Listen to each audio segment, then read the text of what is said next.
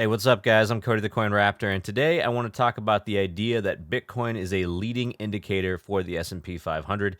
Definitely would recommend, if you guys like this video, to give me a like and then also subscribe. I would greatly appreciate that.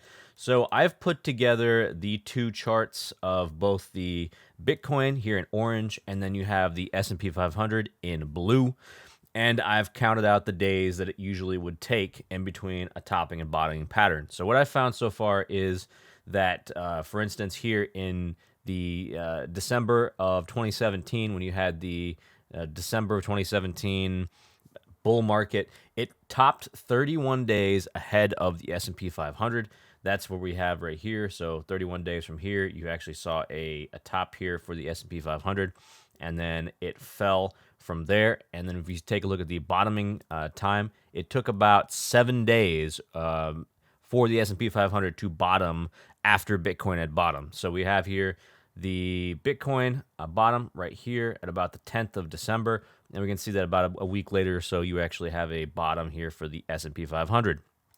And then if we go over to 2020, what we can see here is that during the COVID crash, we had the Bitcoin bottoming here on the 9th of March, and then we can see at the S&P 500 bottomed on the 16th of March. So there was a pretty significant lead time ahead of both of these two bottoming events. They're about 7 days or so apart from each other. So up to this point, I would definitely say that Bitcoin is a leading indicator. So let's go ahead and take a look at the 2021 bull market.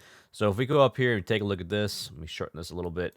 So Bitcoin looks like it topped about 49 days ahead of the S&P 500. So we have the Bitcoin top here on the 8th of November, and then we have a top at the 27th or so of December of 21. And that would be for S&P 500. So it took about 49 days from the point that Bitcoin topped to the point where the S&P 500 topped.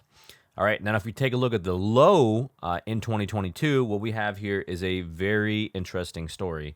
So the 2022 low for Bitcoin, we don't know if the current low is going to be the all-time low, but if we did use this low that was made in November as the all-time low, right now we would be approximately 53 days from the Bitcoin low, and so far the S&P 500 has not bottomed in that time. So it's come down a little bit here, but we haven't seen a new low tested that it made back in, say, October. So it hasn't come below that October low just yet. So I think what this probably means, if you believe that Bitcoin is a leading indicator for the S&P 500 and can predict it in a manner, is that we have not seen the low for Bitcoin, the all-time low for Bitcoin in this bear market.